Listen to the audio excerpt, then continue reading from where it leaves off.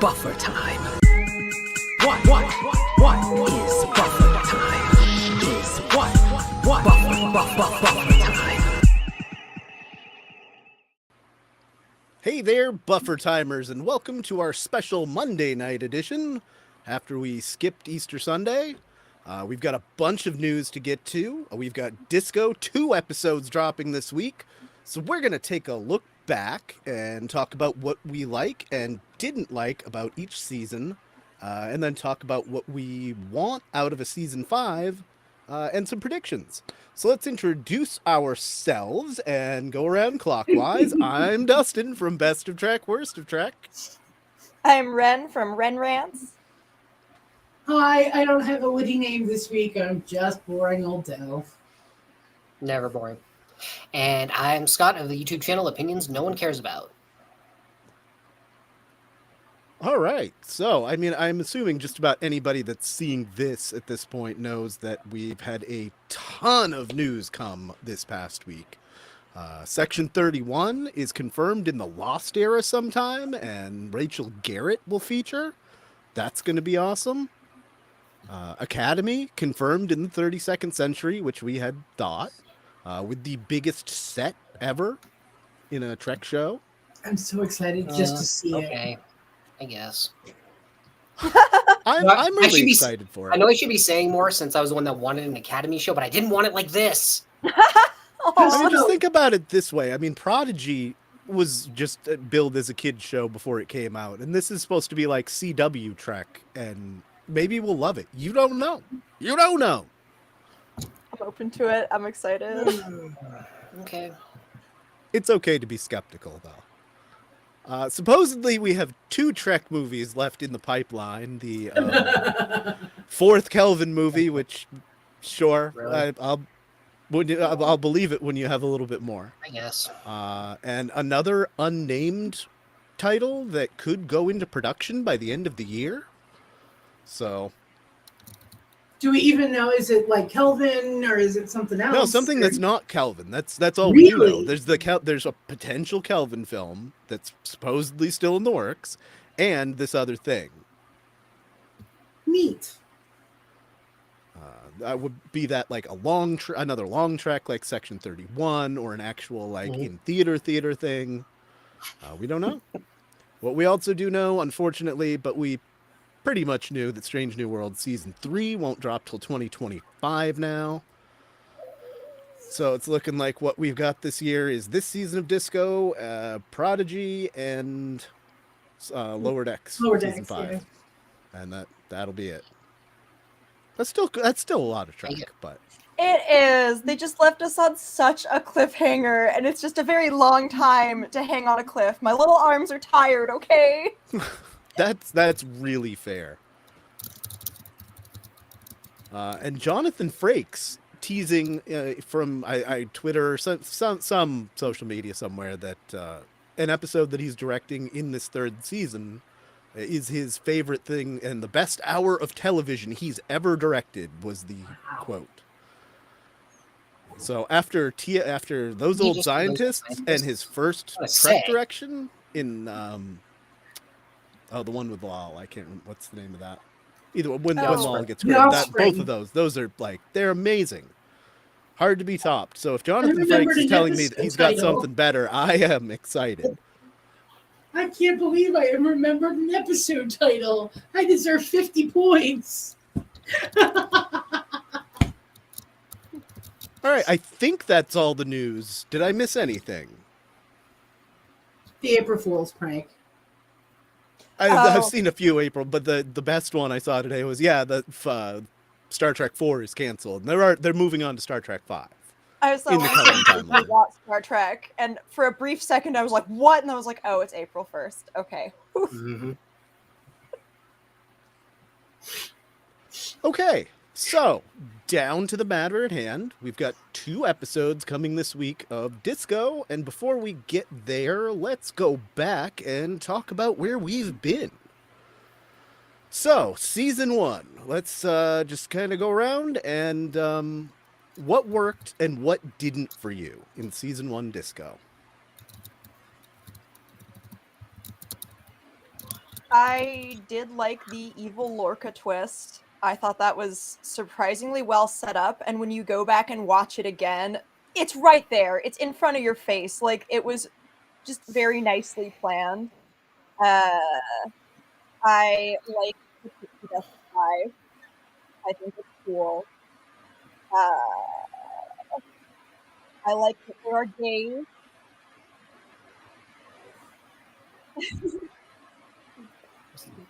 If you like Nico Martin Green, I will watch you on anything. Absolutely. I found season 1 hard to follow. That just may be me alone, but like people would make choices that didn't make sense to me, and then like that would lead into anything. But my favorite part is Harry Mudd. Like the Oh, two he was so episodes good. he's in are so good. And like he brings that tiny little bit of camp that Discovery just does not have. If there was one thing I'd want to judge the whole like series on, is that there's just no like real campy episodes. Right. They're all Too very pretty. serious and profound.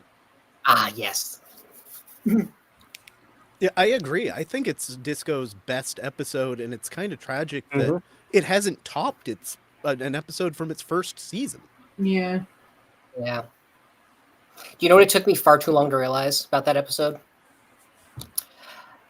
Every loop starts with them playing Staying Alive because they're at a disco party. Oh my god!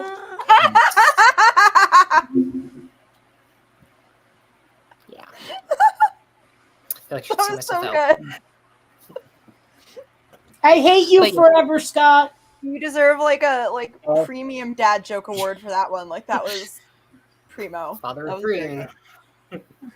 I did find it really interesting that they were doing like disco in disco. Right. That's just priceless. Was that before or after that we saw like the shirts, the Hmm. disco shirts?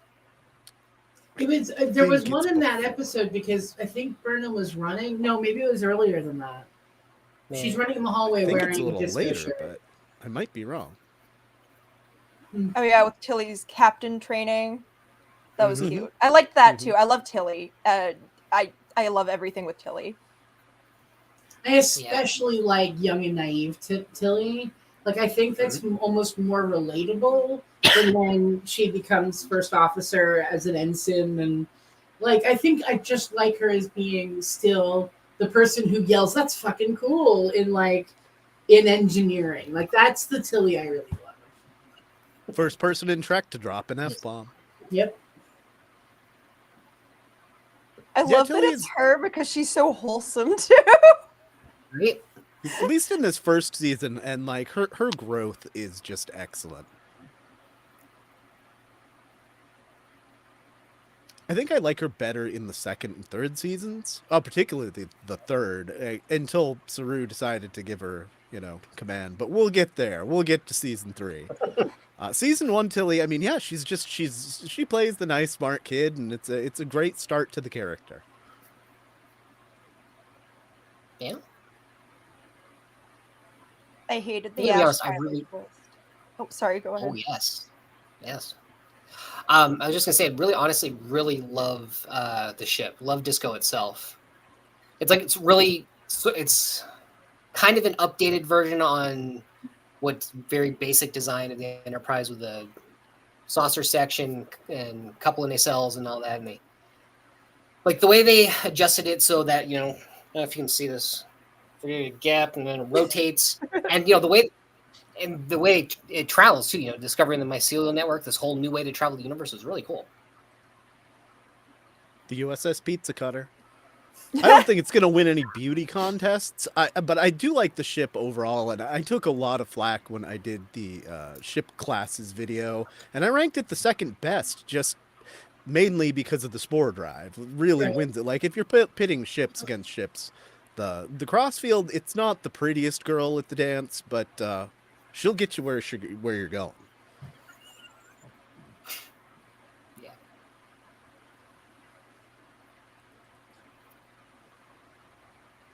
So But, what you I know, did when I was doing my rewatch was I compared each season to another piece of media, and this is my Star Wars season.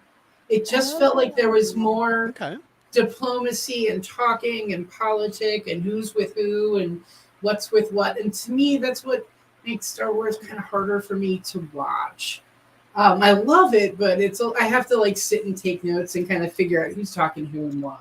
So that's why I rated this the Star Wars season. makes sense.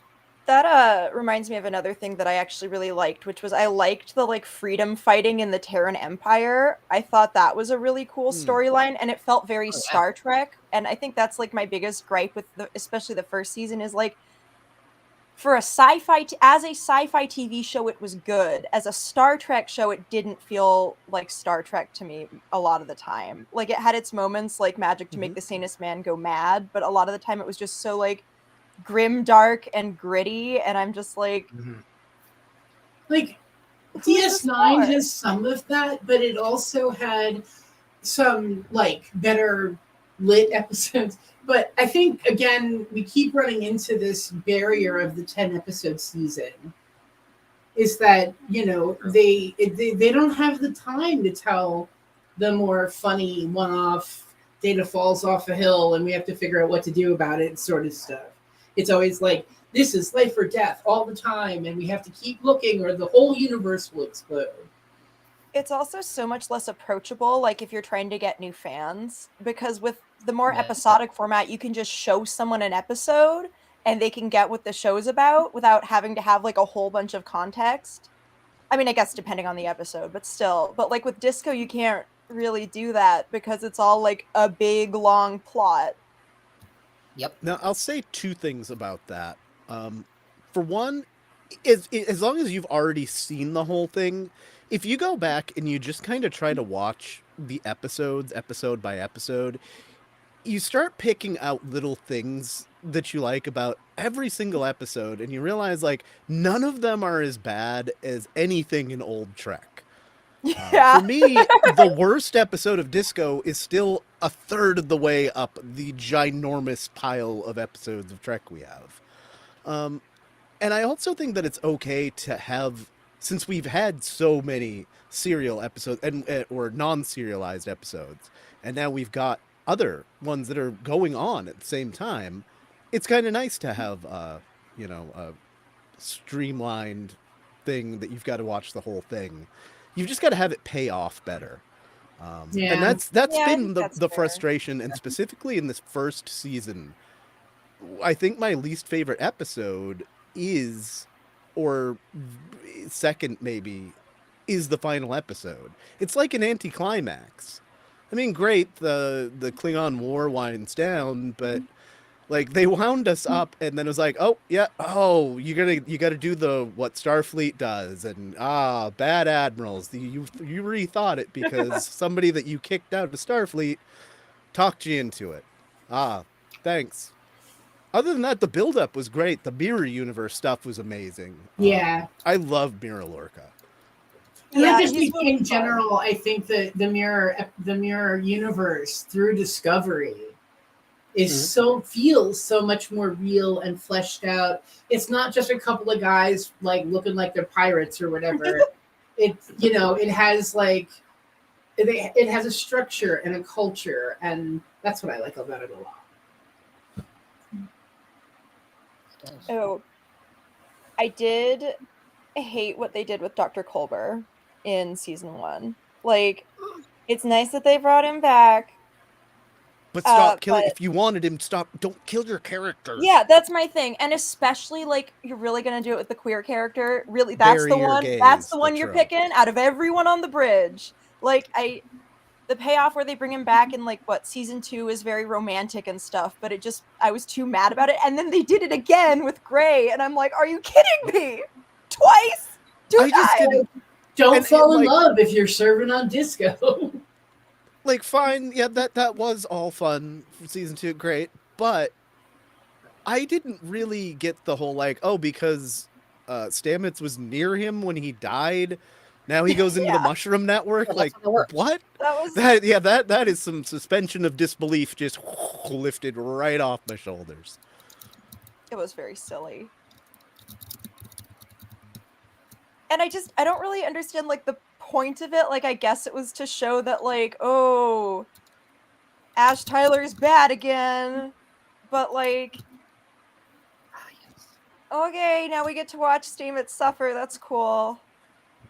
When they Yay. write an engineer who loves their job and never is like having a nervous breakdown, Scotty's the closest one I can think of. Mhm.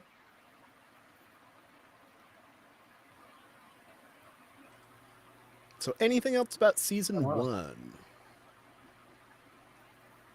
Would have been nice to get to know more of the bridge crew. I remember just by the end of the first season, I literally didn't know any of their names. I would have to like look them up if I wanted to talk about them because I would keep forgetting because the characters like hardly ever have any lines or do anything. They did Ariam so dirty; she was barely there. Yeah, I know. And the thing is, like, Justice for she Ariel. looked like such a fascinating character. So cool. And they give us like a Yeah. flash of what her life is like, and then she's dead. Yeah. Pretty much. Okay, I know we're not there yet, but they did that with Non too. Like she doesn't have any character development, and then she finally gets some, and then okay, bye. I love Non. Me too. I don't know that and we'll get to that in season 4, but I don't know that I like that episode when she came back. It was great to see her back, but yeah, we'll get there. Jet Reno's not till season 2, but yeah, she is like my rock in this. Like, I love Tig Notaro. Oh, she's the best. Okay, so Why the Yum Yum Girl? Where did that come from? what? Norman said Nahan was nicknamed the Yum Yum Girl. Because of Non Bread? I don't know what I don't that remember means. this reference. I feel like it was something in an episode, but like, yeah, we didn't do rewatches here. I'll just queue it up right now and take a look. So, same question, season 2. What worked and what didn't for you?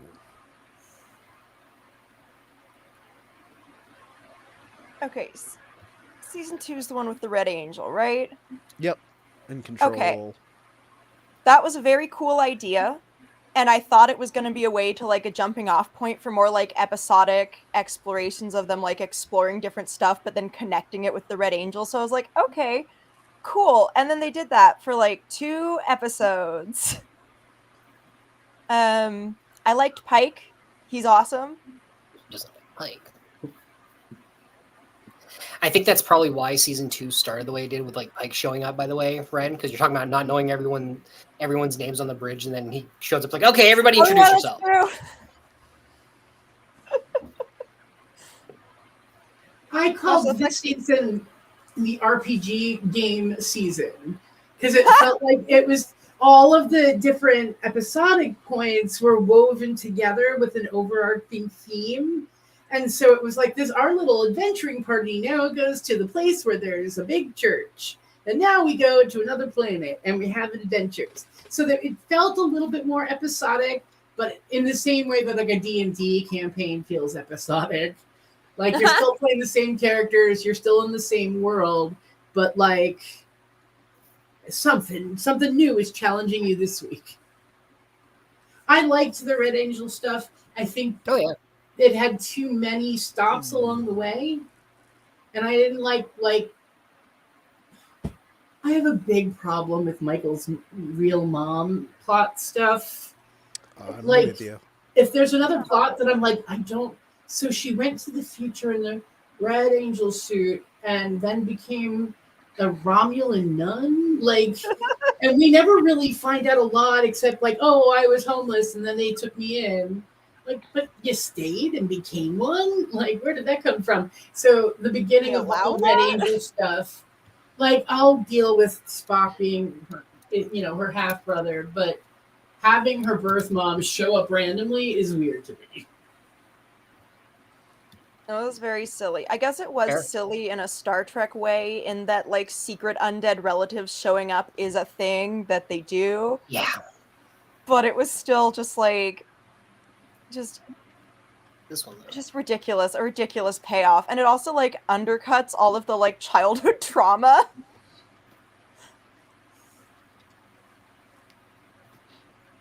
It didn't land for me, the Red Angel or Control or the like bad guys and the like good influences, and the fact that the Red Angel that they were chasing is actually Michael and has nothing to do with her mother. They just pulled her into this out of the ether.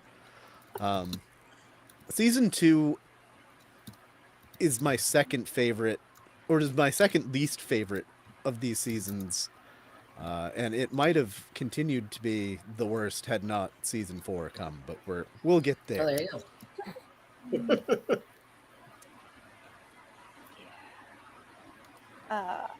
I did We like did some get of the Spock. mycelium. Oh, sorry, go ahead. I was just saying we did get Spock. Spock was did. a high point. I have Spock mixed with a feelings beard, and about he it, didn't but I even need the love mirror Ethan universe Peck. for it. I know, he was wearing like a Brooklyn beard with all the curlicues and stuff. Okay, Mhm. I think it's incredibly funny that they had like the sexy bearded Romulans and the sexy bearded Vulcans. It reminds me of like the sexy clean shaven dwarves from The Hobbit. Where I'm just like, what is this? I've never seen like what are we doing here? Is this has to be about sex appeal, right? Like what is happening?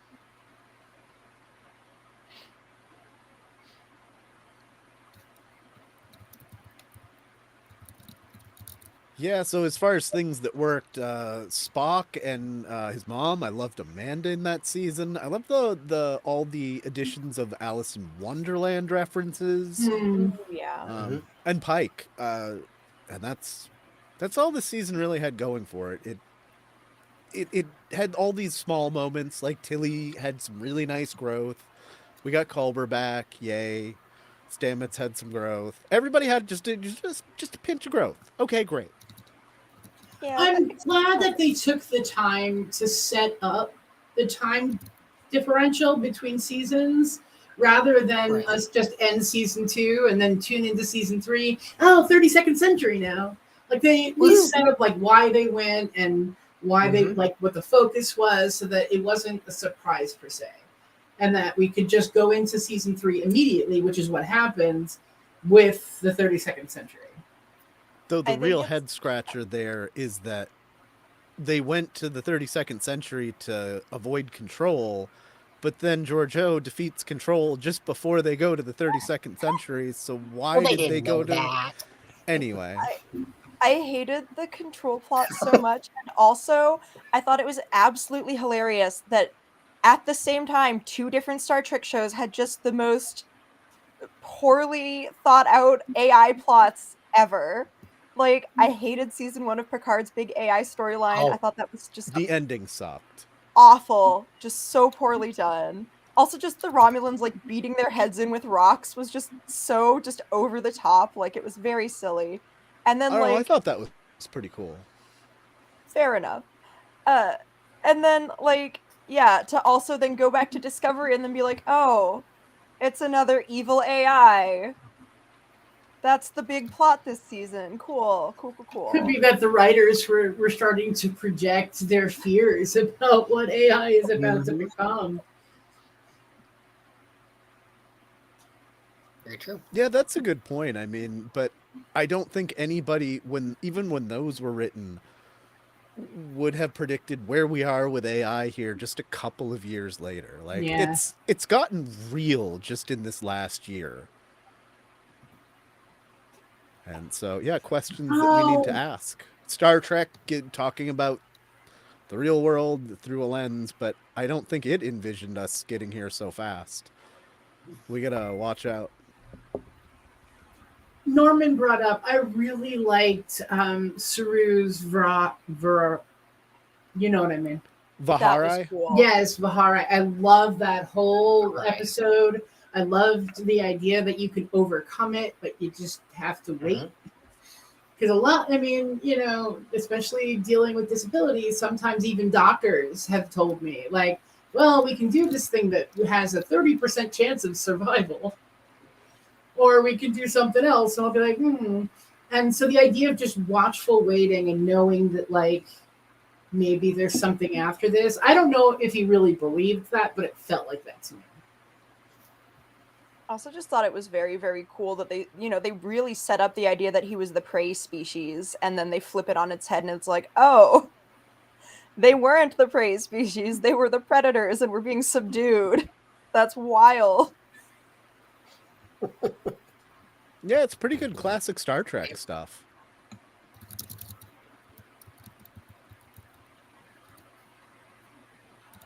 So, any final thoughts on season 2?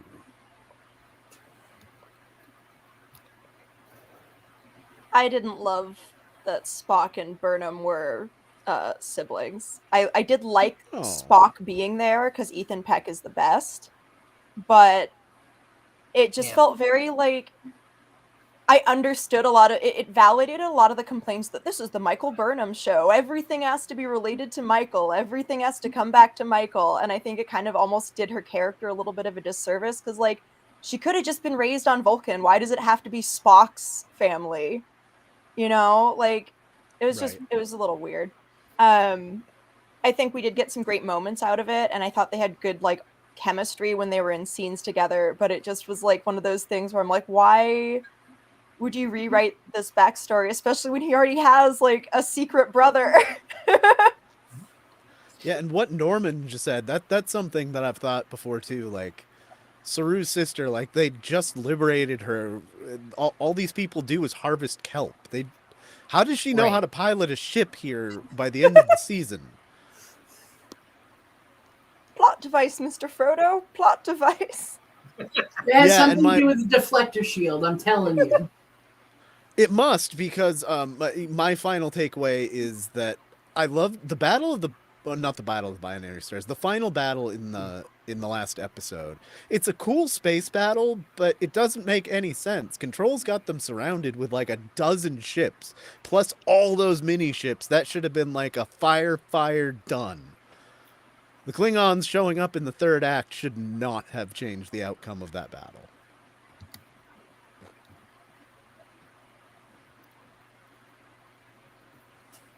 All right, so let's move on to season 3.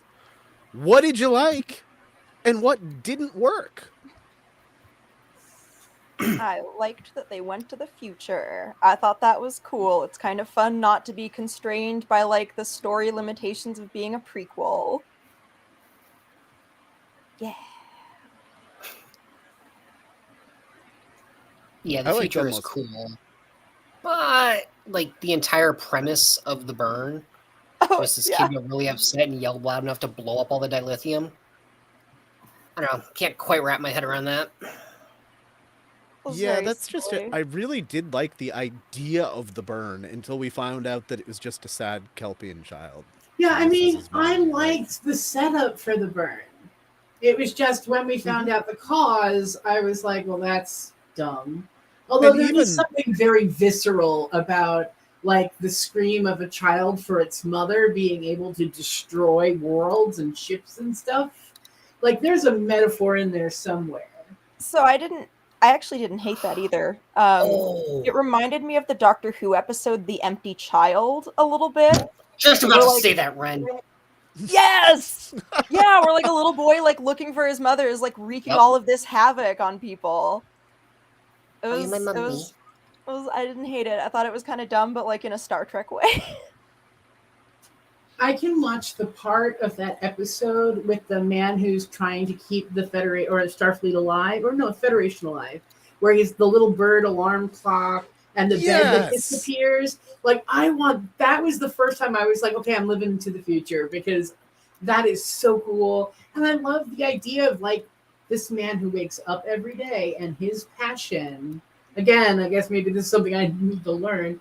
This passion is about waiting and just being there and knowing that your time will come eventually. And if it's not for you, it'll come for the person who comes after you. I think that's a very romantic idea when you're talking about a sci-fi show. Like, I think it's very romantic. That's fair. Yeah, even with the ending, like, I didn't like finding out that it was just the sad kid, but I loved the almost coming back to the Alice in Wonderland thing again. Like the whole world that he's living in is so Alice in Wonderland. I love that, and all these weird representations and things that happen, and giving like Doug Jones and particularly and everybody a chance to just do something different with their characters. It's amazing. Gives Doug Jones a chance to not wear 4 hours worth of prosthetic makeup. You know, and then he could just be like, I'm here for work at like 2 minutes before shoot. You know. What a legend, honestly. I really liked Adira. I thought their edition was really good. And okay, so I liked the themes of like found family, right, with our little like queer family, but it also felt like very, very rushed. Like I can't remember if it was season 3 or season 4, but there was like one episode where they were imperiled, and Stamets is like, my whole life is down there, and I'm like, you've known these kids for like a week, bro. Like what? But it is a very common trope about the LGBT community is that we do create these families of choice. But yeah, I just wish they spent more time on it is like my only thing, because then I feel like the emotional like stakes would have been there. But I feel like they kind of prioritized like the action and all of the other like big plot stuff a little bit to the expense of the characters, which is like a running problem with the show, I think. And I just like it was just so glaring in like that moment for me where I'm like, this should hurt me more.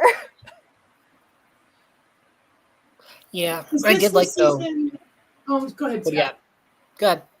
I was gonna say, is this the season where Adira goes back to Trill and does the thing? I'm gonna stop saying this. You guys are just like getting all ahead of me. Exactly what I was gonna say. Yes. You talk about it then, Scott.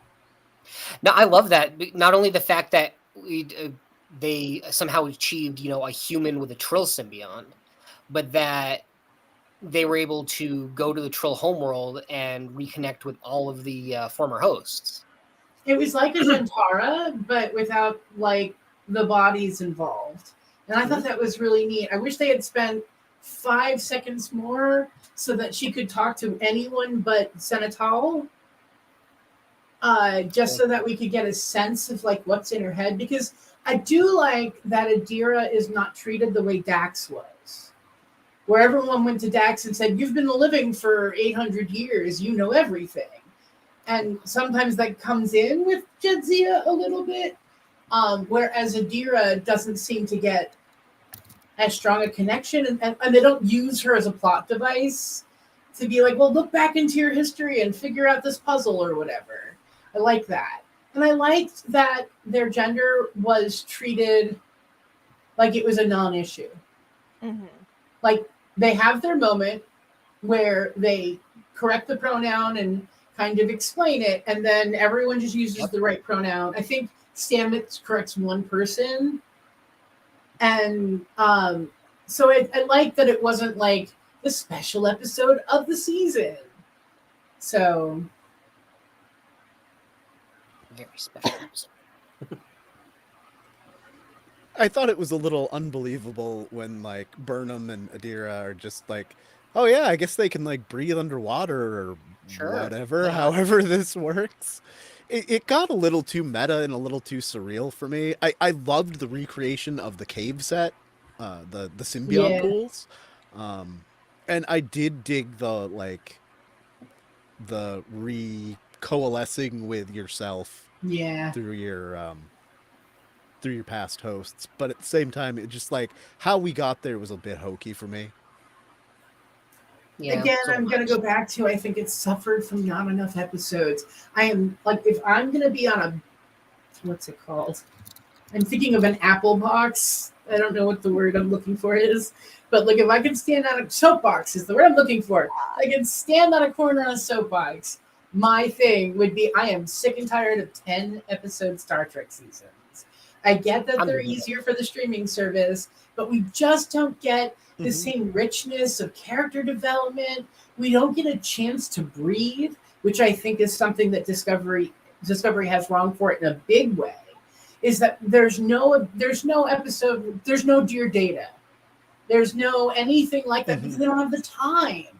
And I would kill to see like Gray and Adira go on a date, and that be sort of the like Wesley falling in love with that other ensign, and they have their little thing. Like, so I would love to have moments like that with these characters, but that's not the way the show is written because they have to get directly from the beginning to the mystery box to the end in 10 episodes.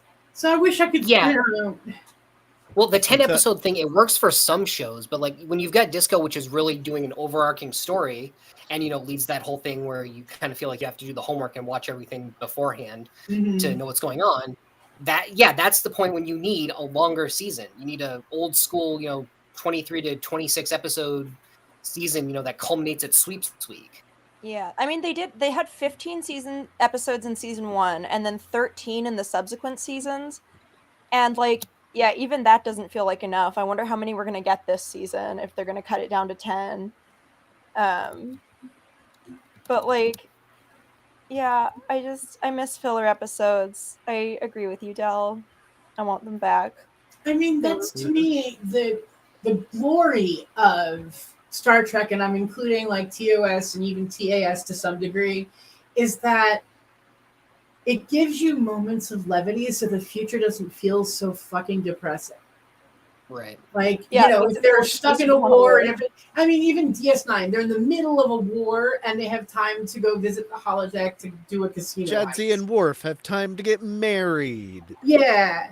Like, time to die. We just don't get those. Morn has time to get lost. And I feel like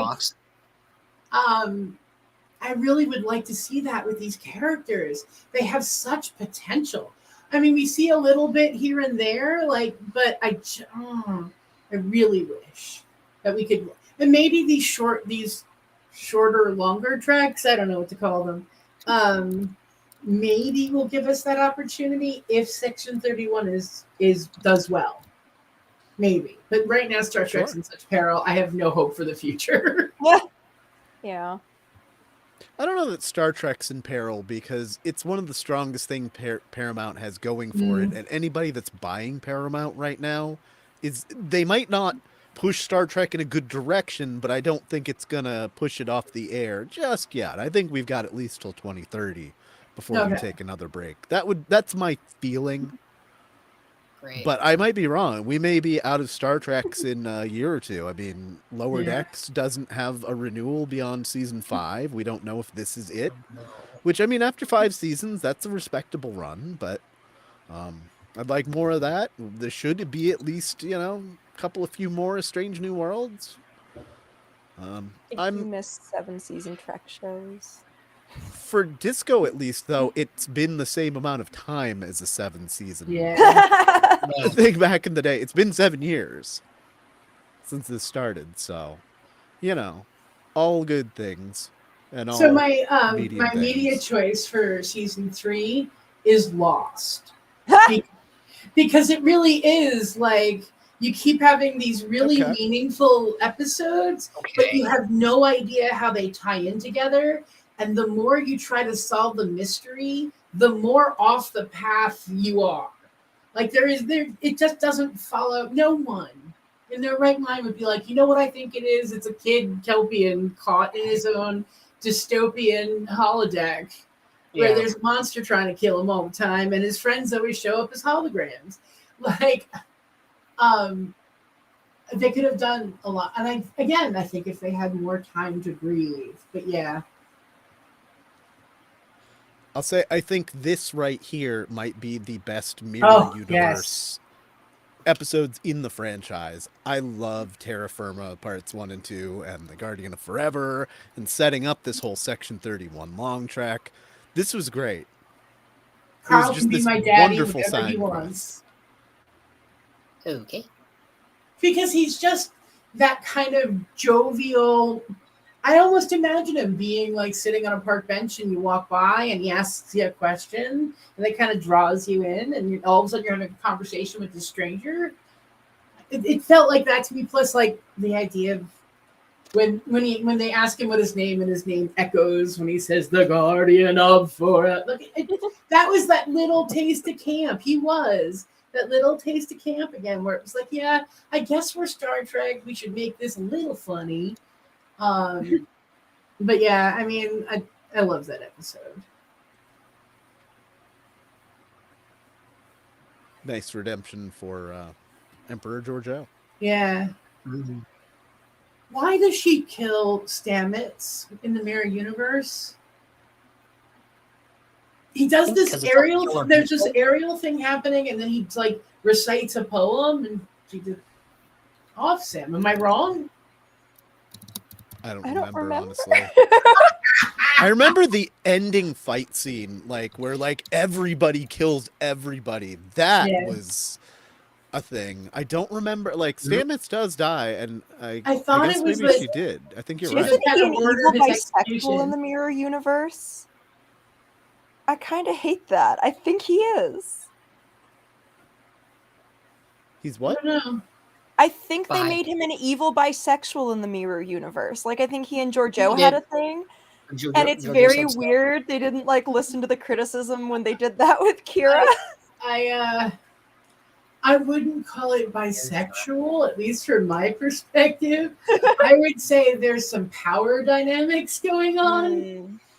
I mean, Yeah, she- consensual power dynamics. But I get the sense that Emperor Giorgio is not exactly receptive, if you get my drift. Really? Yeah, I think she would be a dom, and I think she would have a lot of people wanting that from her.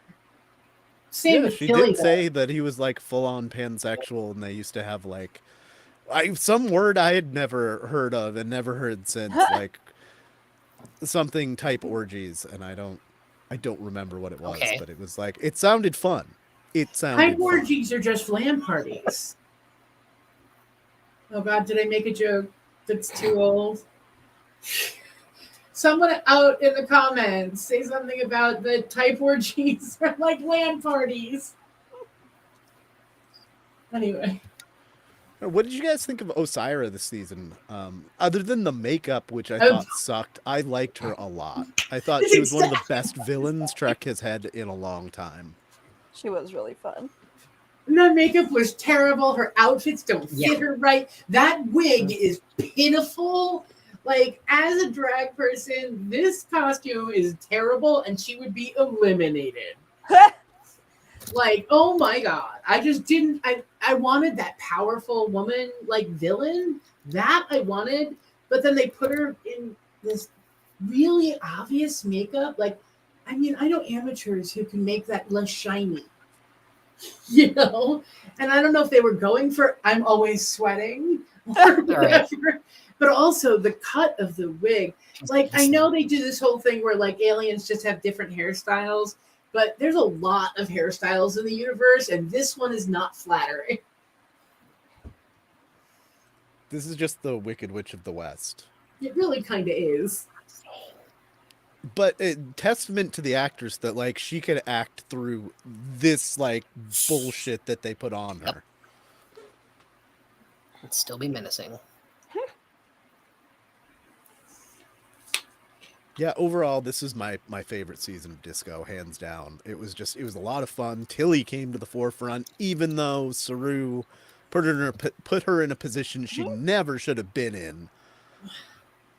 What was someone give me a clear explanation as to why Tilly is like favored among all of the other officers who have been there for years and years and years and worked their entire career in order to become like second officer. And they take this ensign from engineering and puts her like in a command program, which lasts about 5 seconds. And then all of a sudden she's his first officer making this first contact on a planet. And she's still like, what, 10? Well, you see, we didn't know anyone else's name, so That's fair. Yep. Here's a few bucks.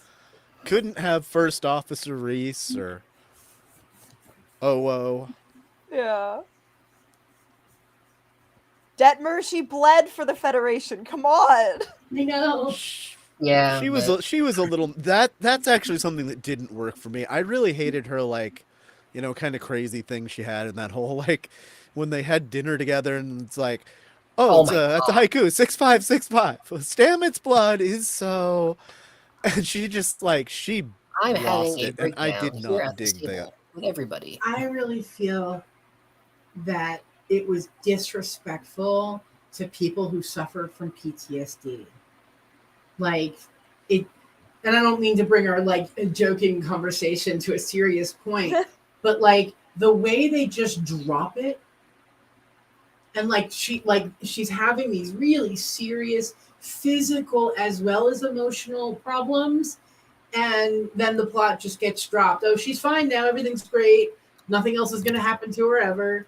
And I feel like that's not an honest, true representation of traumatic PTSD. That's fair.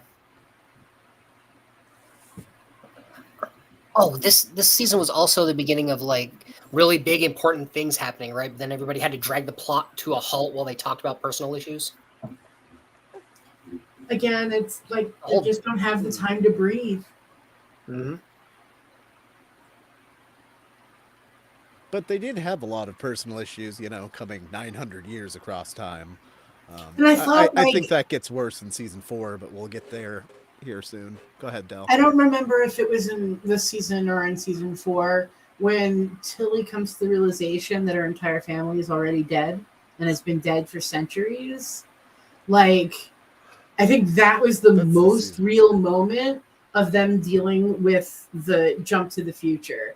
Is this idea is they're completely separated from their ancestry at this point. Like, they don't even know where to look to. Like, even just, sorry, I'm getting teary-eyed. Go on, because sorry.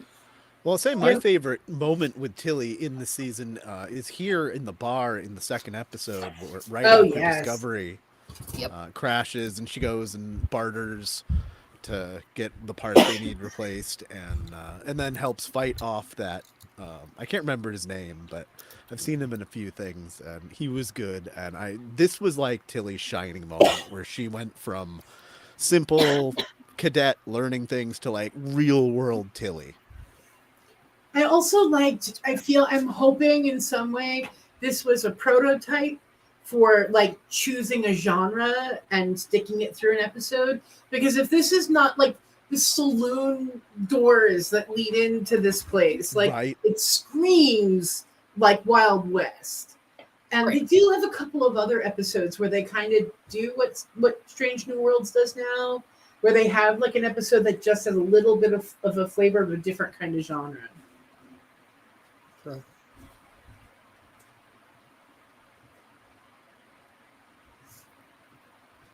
I like Booker. I like Grudge. I like him I was gonna say, way yes. better as like a romantic She's partner queen. for Burnham. I hated Ash Tyler so much. I was so glad that he did not come to the future. But I think his ship is really cool. He has an amazing cat. Yes. Yeah. Lot I of never fun. want that to be a plot line. If that's a plot line in season 5, I will like break something.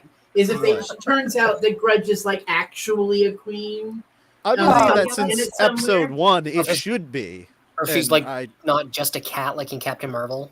I feel like it should be a mystery left unsaid. Ooh, no. What we should find out is that she is like one of those cats like Isis with Gary Seven. Like a not the Travelers. A traveler cat. Oh yeah, that would be funny. Oh, Oh, I like that. Or what did Renee Picard get? It wasn't a traveler. Supervisor? Yeah, Talon was the Talent. supervisor. Yeah, something like that. Like maybe the Grudge is looking out for Booker in some way.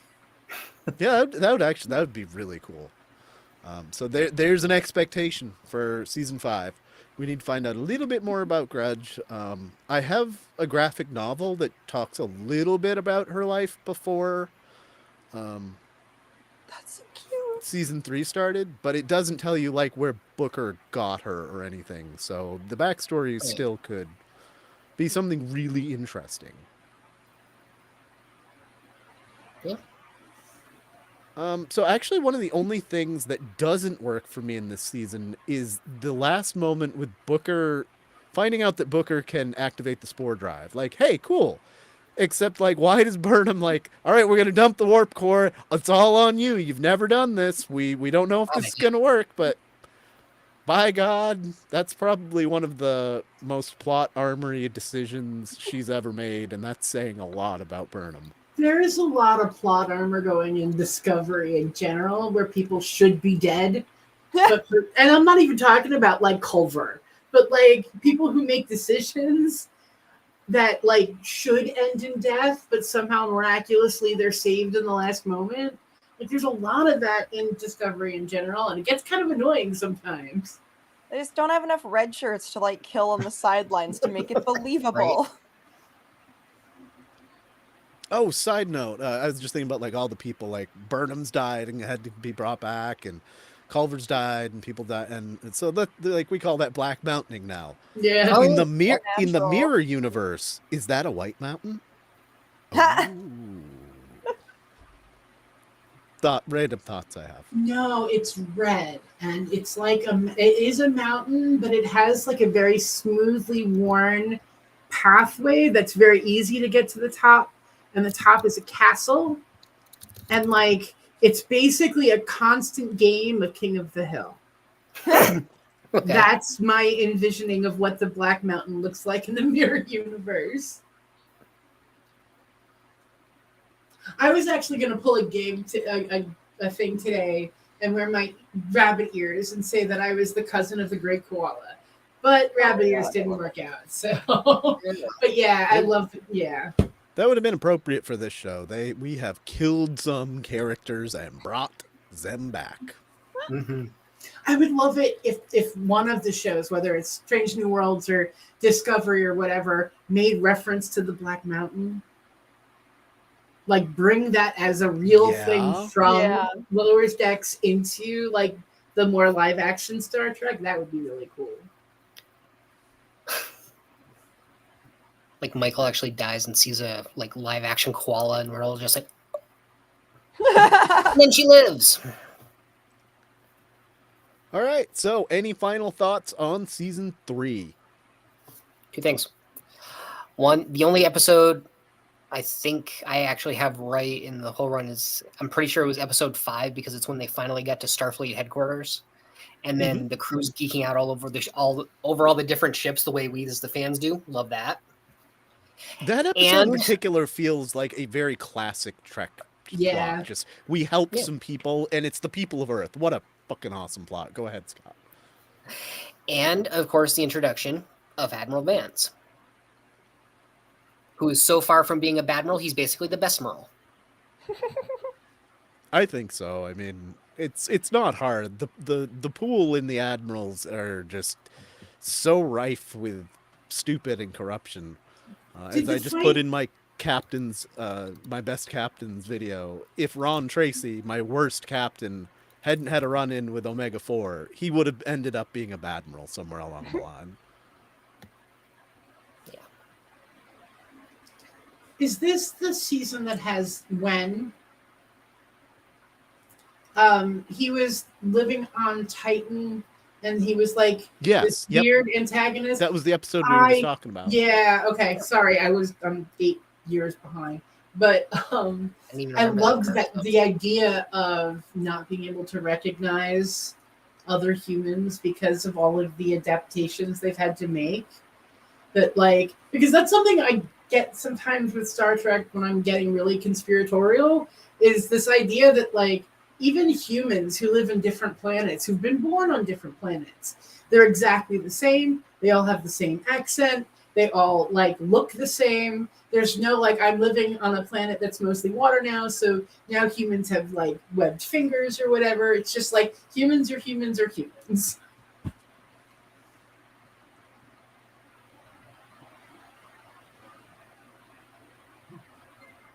Were you done with all your thoughts, Scott? Did you have more? Or No, no, I'm good.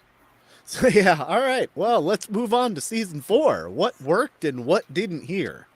And Before for anyone me, else goes, not before much anyone else works for goes, me. I am a season 4 apologist. I really liked it. Good. I hope so. So, like, Uh, I know that a lot of Trekkies don't like it, and I don't even really talk about why I like this season so much. But the communication process between Discovery and the 10C, with we find the emotional dust, and then we figure out that it's a math-based thing. So I love the combination of colors and emotions and numbers and letters to create this like alien language. And granted, you have to have suspension of disbelief, but having a character who speaks 92 languages, being able to figure out how to communicate effectively with something that's not even from our galaxy. Like the idea that and the idea that they didn't know that they were causing damage because we are the ants. They don't know that they're stomping on the anthills. And once the ants kind of get together and can say, hey, maybe you could stop dancing on our homes because we like to live. yes, I loved that whole development. I love Zora, big Zora fan too. Love Zora and Gray's interaction. I really like this season, and it's almost weird to me that other people don't. I know that I'm a rare case, but I actually kind of liked season 4 too. I thought it was fun. I liked the idea of them like running around and like helping in different areas of the Federation. I do wish they got to do that more, because once again they kind of got sucked into like a big silly plot. The stuff with Book, I thought they handled it pretty well in terms of making it feel like there was some magnitude. I'm sorry. That's one of the things I hated the most, what they did to Book, because I loved Book's character in season 3, and then Yeah, like it was a bummer I to get watch.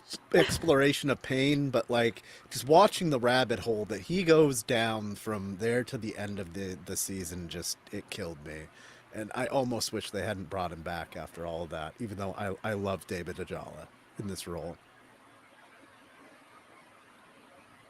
I do not like that the visibly disabled character is taken in and pitied by the big evil, but like does not understand that she's the big evil. Like I just don't like that. A, get the pity out the window, whatever. He's a genius. B, like you could at least appreciate him without the pity, without mentioning like I took you in when you were whatever flopping on This the was street. season 3, but that's fine. We can Oh, talk okay. about it. I'm sorry. I thought it was season 4. It's all a blur. I know. Yeah, it was Osira that That's brought right. him You're up right. and, Right. and took him. But yeah, this whole sort of like a lot of people when we did the episode of disability mentioned that I didn't go into a lot of the newer Trek. I even mentioned today I saw a wheelchair on Discovery I'd never seen before. So that's cool. But yeah, just this sense of treating a disabled person like you're doing them a favor by letting them live. So yeah, we can go back. That's season 3. Oh well. No, I'll tell you what I loved about this season is President Rillick, and the way she grounded Burnham and kind of brought her into the captaincy. I was one of those people that didn't really like Burnham coming up through the first 3 seasons or so. Like, she got better in season 3, but the season that she finally made captain here in 4, for all the things that I did not like this season, she was not part of the problem. I really like where Burnham went in season 4 and all her growth, finally. From the prisoner in the brig in the first episode, finally to a captain that's actually kind of competent.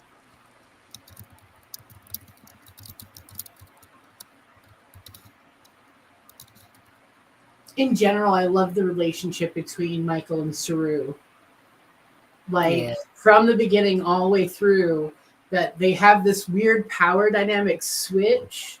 Like one of them is captain, and then the other one is like in control, and then so they're constantly like having to negotiate this emotional minefield as to like who really has any kind of say over whom.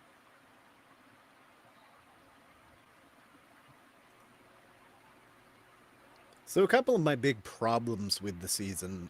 One is Gray.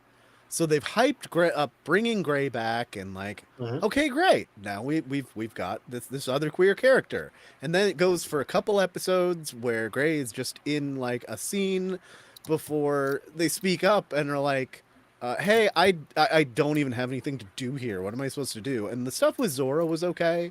That was pretty cool, but then Gray just literally goes and does the most, as Cisco once put it, the most boring job in the universe, tending the trill pools. So like, great, you brought me this awesome character and hyped it up and then sent him to the most boring job in the universe. Great job, producers. Great job. Every time. I mean, we still got Adira, so now. I do like Adira. Goodbye.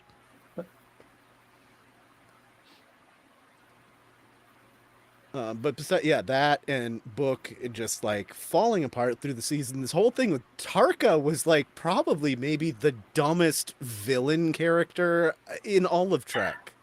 The It just, episode I could with, not connect with him at all. the episode with him and his cellmate co-worker, when they go back to the old factory, that whole thing, like I cry.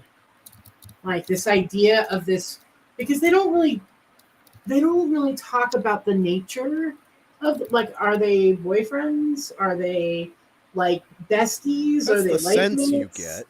Like, Right. and so I like that sort of, we're going to show two men who are, or two male characters at least, who are strongly bonded, but we're not going to label what that bond is. And I just find the note, okay, why am I so emotional today? The little note that he left for Tarka to let him know maybe he actually got to heaven. And I think that's a really interesting thing to do in this day and age, especially in a show that's already getting shit for having trans and gay characters, to just be, all right, then you figure this one out. I want to go back to something Norman said here a while ago. I know a lot of people liked this episode, Stormy Weather. It's where they like go into the tail end of the anomaly, and they're trying to figure out what's going on there. And it's just a void, which, like, we've done this in Trek before, and in Voyager it worked twice as a pretty cool plot.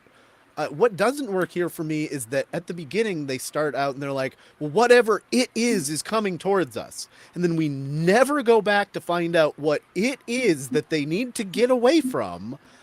It's just like the motives for doing things I don't understand. There's a couple of cool and nice moments in the episode between characters, but the plot itself, like, I feel like this is the worst Disco episode, or one of them. I feel like if you could cut out the scenes with Burnham and Zora, that it would give echoes to the USS Calypso. Or whatever. I don't know if the name was just Calypso, the short track. Yeah. Dustin, you're muted again. Yeah, we're gonna. It's just Calypso, and we'll talk about that in the expectations for sure. Okay.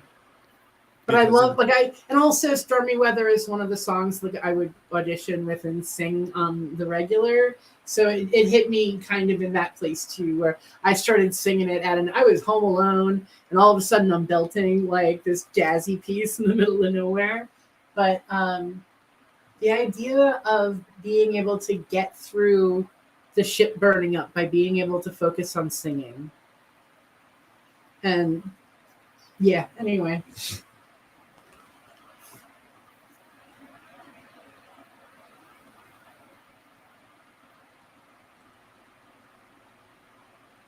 So, any final thoughts on season 4 before we move on to our expectations for season 5? the graphic design of the 10C is amazing to me. I think that it was gorgeous. The way the lights moved within it as its communication. I mean, the 10C is why I am such a fan of season 4. Is I think it was the burn done 300 times better. Oh, okay. Where it's a mystery box, but the end of the mystery, I also call this one Another Lost or More Lost. But at the end of this, we get at least a feeling of catharsis. Like it was this big sort of cataclysmic thing, but it's not going to break out into a war. Like it actually shows Starfleet at its best, where it's not just we're getting hurt, so therefore we need to hurt them, but it's like we're getting hurt. Let's find out why they're doing it, and let's talk to them, and let's go to great risk and length to talk to them. I mean, I think that's why the Booker plot exists, is what happens if you say no, and what happens to you, like emotionally, energetically, whatever, if you say no to that. Whereas I feel like this mission is the most Starfleet thing I've ever seen. I'll agree. I did like the 10C, and I liked the resolution way more than the sad Kelpian kid. Though at the same time, like the Tarka and Book just being brought back by the 10C, or like Book at least. Like, okay. That was cheesy. That was the thing. That was cheesy. The lead up to it, I felt like the season, when we're talking about like, oh, we need longer seasons. Well, this season for me is the reason maybe not having longer seasons. Maybe Akiva Goldsman could film more episodes, but I felt like the lead up to this ending, like there were too many episodes that were just their premise stretched thin.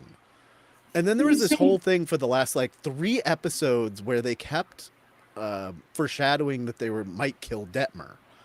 I'm like, oh, they're gonna kill Detmer. They're gonna kill Detmer, and then they didn't kill Detmer. It's like, well, you gotta pay this off if you're gonna pump it up and give like 3 or 4 different hints that she might not make it.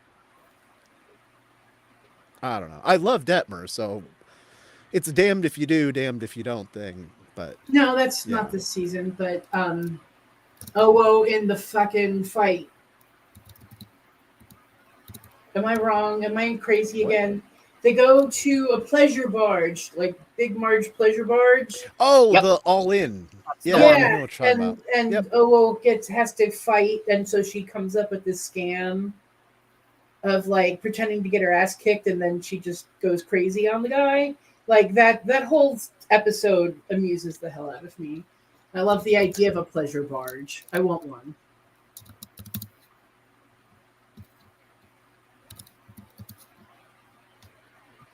Yeah, it's a good question. It's interesting that they just live like just outside the galaxy. You know, convenient. Yeah.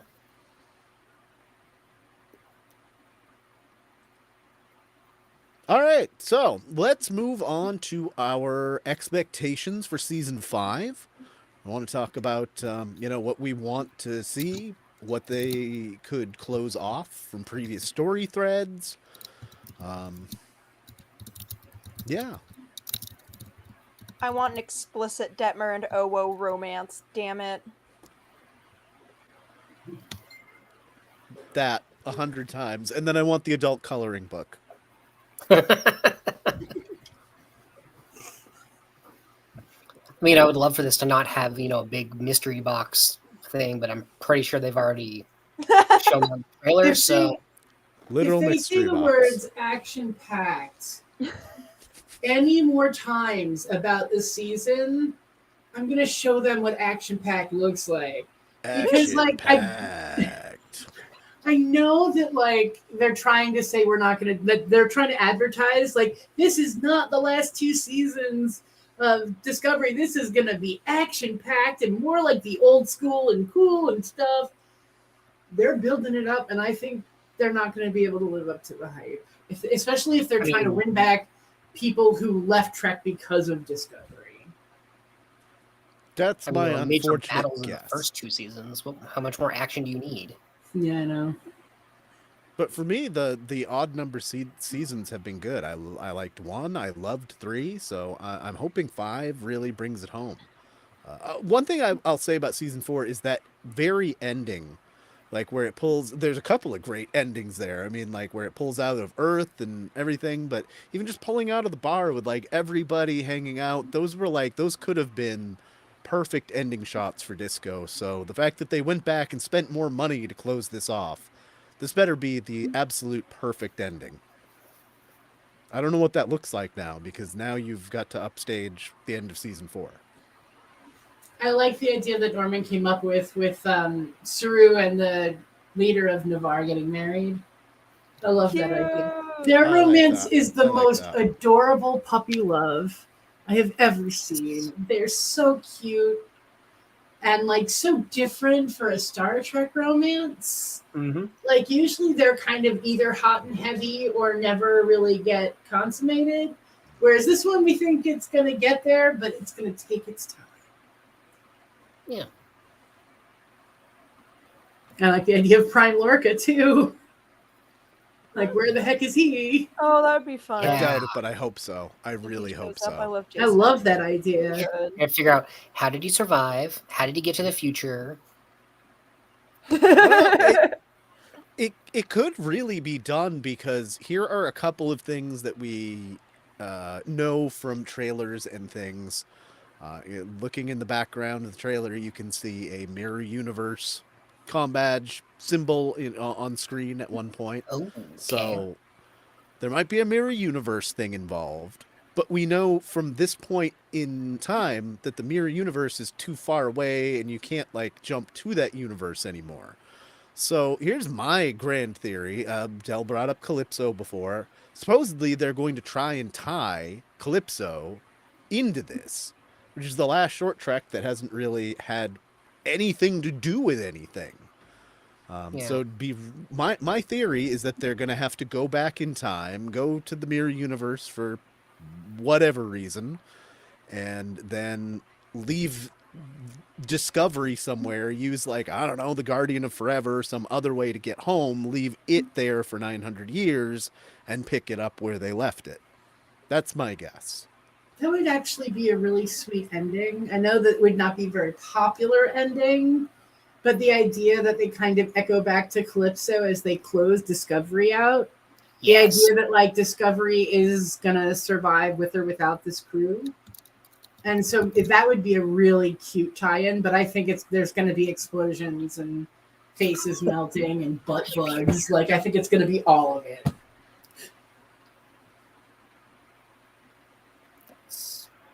Yeah, I mean, doesn't sound too unrealistic. I don't think Prime Lorca would. But maybe, I mean, like, Mirror Lorca, he was able to play a Starfleet captain for a really long time and do it pretty damn well. So that tells me that probably Prime Lorca is also, like, kind of a neutral person, because that's what we got from him. Maybe a bit of a Shaw kind of guy. Interesting.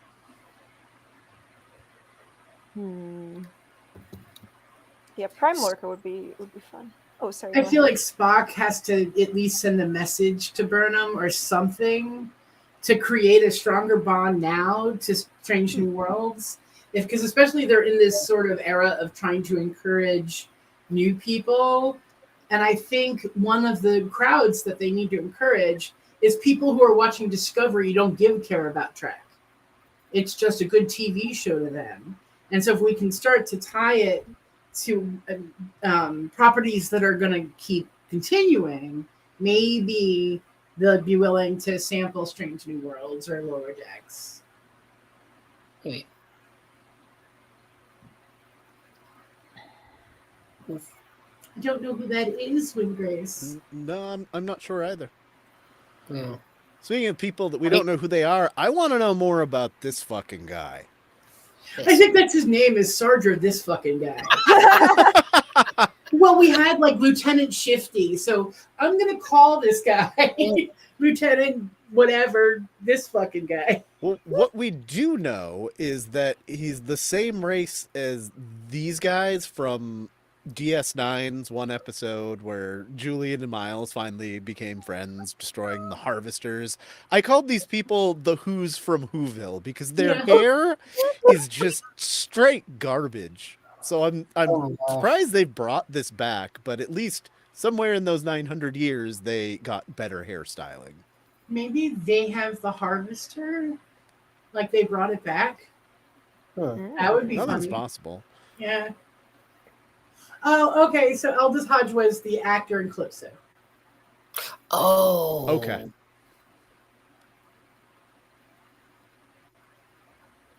Yeah, it'd be interesting. But that, like, those were made 5 or 6 years ago now. So, like, Yeah. there's no expectation to get anybody for, like, anything that just did, like, a small, fun side project. But yeah, that would be interesting. I hope they're able to tie it back that far.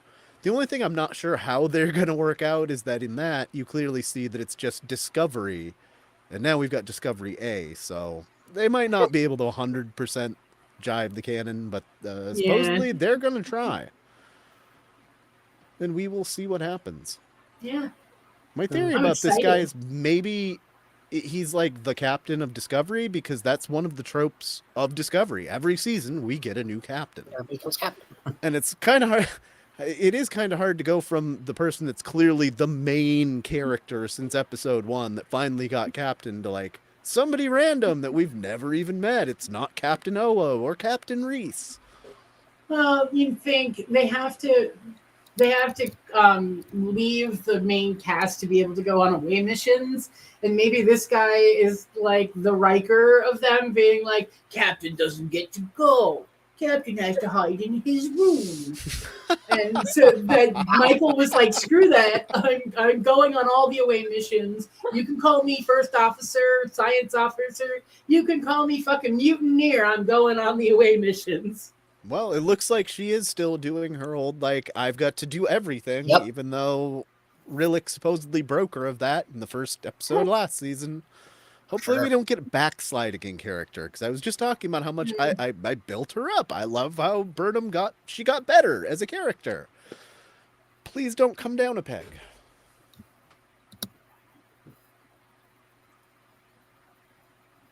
Kind of want to see a Riker cameo because I'm just kind of used to seeing him in every series now. Oh, well, the last Sure, why episode is not? definitely going to be in the TNG holodeck. Absolutely. It's going to Computer be like program. old Riker and old Troy and old Picard, like sitting in chairs going, I wonder if this ever is really going to happen at the end. Oh my god. What's your story of Rich and Will? Yes. Oh, Yeah, gosh. I mean, it didn't work the first time, but second time's a charm, And right? that's the Oh, time yeah. to think about it now. This idea only gets better with age. All right. That's Yeah. all I've got. You guys got anything else about Discovery in general, about season 5? The fact that it's canceled makes me feel bad for having been a Discovery hater in season 1. I hated on it quite a lot because it was just so different from what I was expecting from Star Trek.